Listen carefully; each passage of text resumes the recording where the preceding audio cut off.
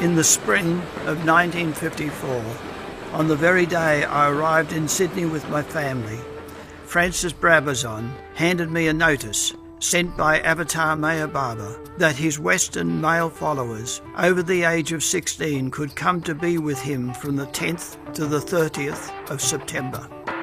With great joy, and on my part, wonderment, Francis and I arranged to travel together to India and attend the gathering that came to be known as the 3 Incredible Weeks with Meher Baba.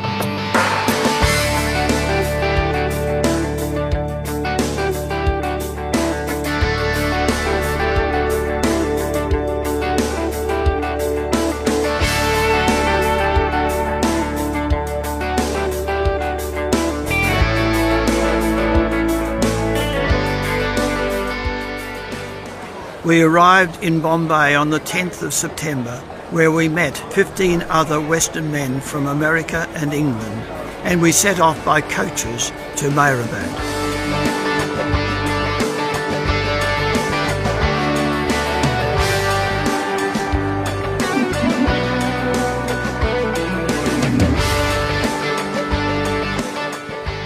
It was the only occasion that beloved Baba held a program designed exclusively for Western men.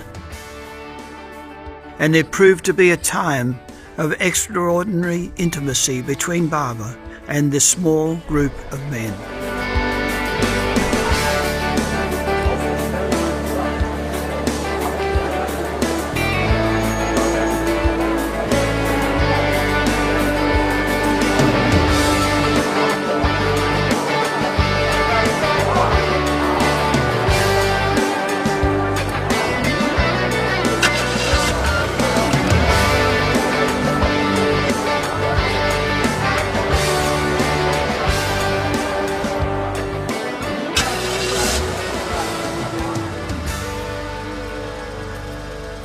Upon the hill at Meherabad was a large 2-storey stone house which had served for years as a retreat for Baba's women disciples.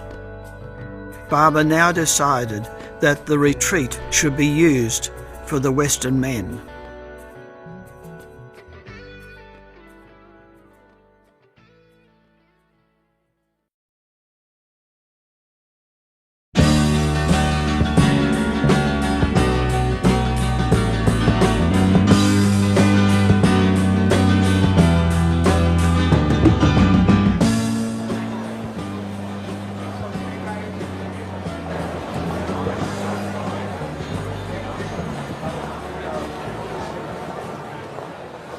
Early in the morning of the 12th, we were taken by coach to Ahmednagar to Wadia Park. There, standing on the platform, we watched the car bringing beloved Baba arrive below us.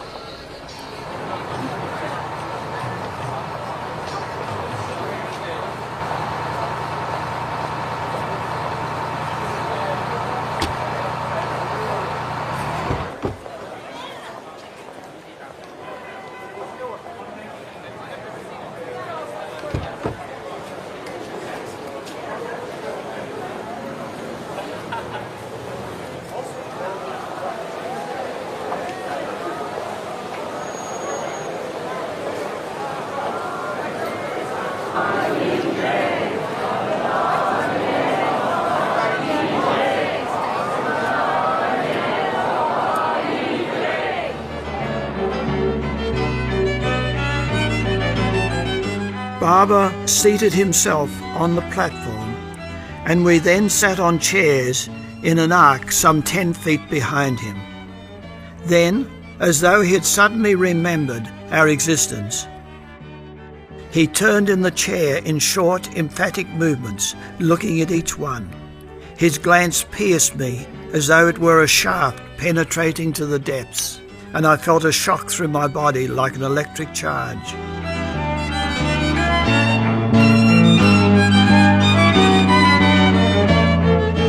We stood around Baba as he began the darshan program. As I watched, I noticed the graceful movement of his hand and arm. I noticed that no one was missed, although the crush was heavy and some would tend to be pushed aside. Barbara's arm would shoot through the press of bodies and make contact with the jostled one. That strong movement of his arm seemed to me like a series of arrows of love to each passing heart. Barbara gave and gave his love, irrespective of the motive that brought these tens of thousands to him. But I noticed that, absorbed as he appeared to be in giving sweets to each passing hand, every now and then he would stop and stroke the face of the person and perhaps say something. The contact, the wide, blossoming smile it produced, obviously suggested that here was one who loved and did not just seek blessings for self.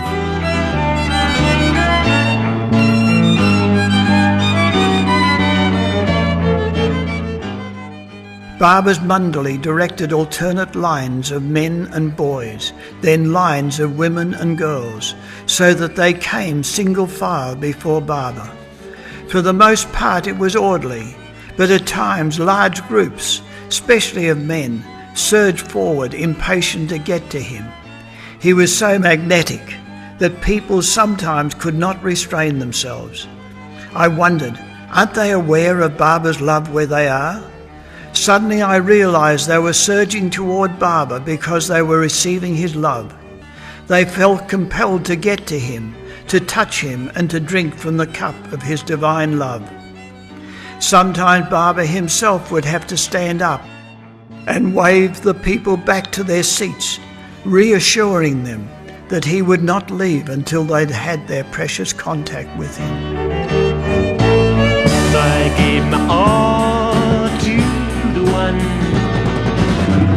I found the greatest thing that I could ever find. I found God's love in every little thing I do in life. I know that He alone is real. Yes, I know that He alone is real. And once I saw love. Late in the day, Barbara's right hand gave out, and he continued giving prasad with his left. When some of his disciples asked him to rest, he replied, "This is my rest." And that He is near Baba, and that we should follow Him, and that He is near Baba. I saw the At 6 o'clock, it was time for the darshan program to end, and by now the atmosphere was electric with Barbara's presence. The crowd, seemingly magnetised by Barbara's irresistible love, simply could not break the connection with him. To escape, Barbara mounted on the top of the car that had brought him. The glorious sunset became enhanced by the magnificent luminosity of Barbara's light as the car slowly moved through the crowd of ecstatic people.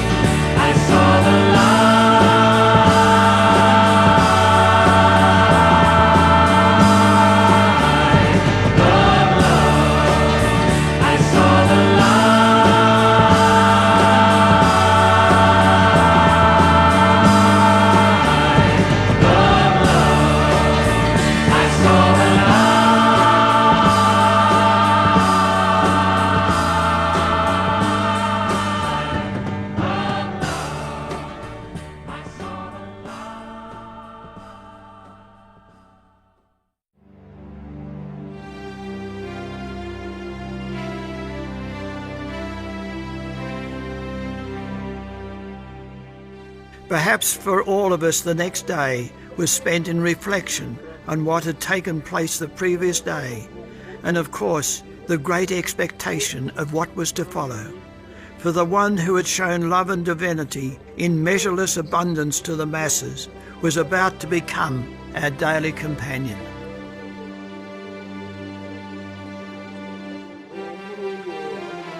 We rose early in eager anticipation of beloved Barbara's arrival. A lookout was stationed on the tower, and suddenly he shouted, "He is coming!"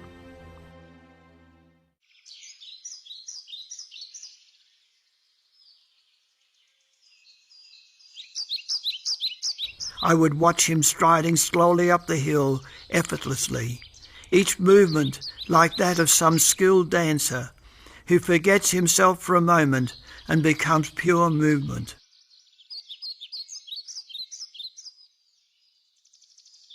I never saw a single movement of body, limbs or facial changes that did not prompt my heart to declare perfection and my mind to be baffled and say, he could not be other than God.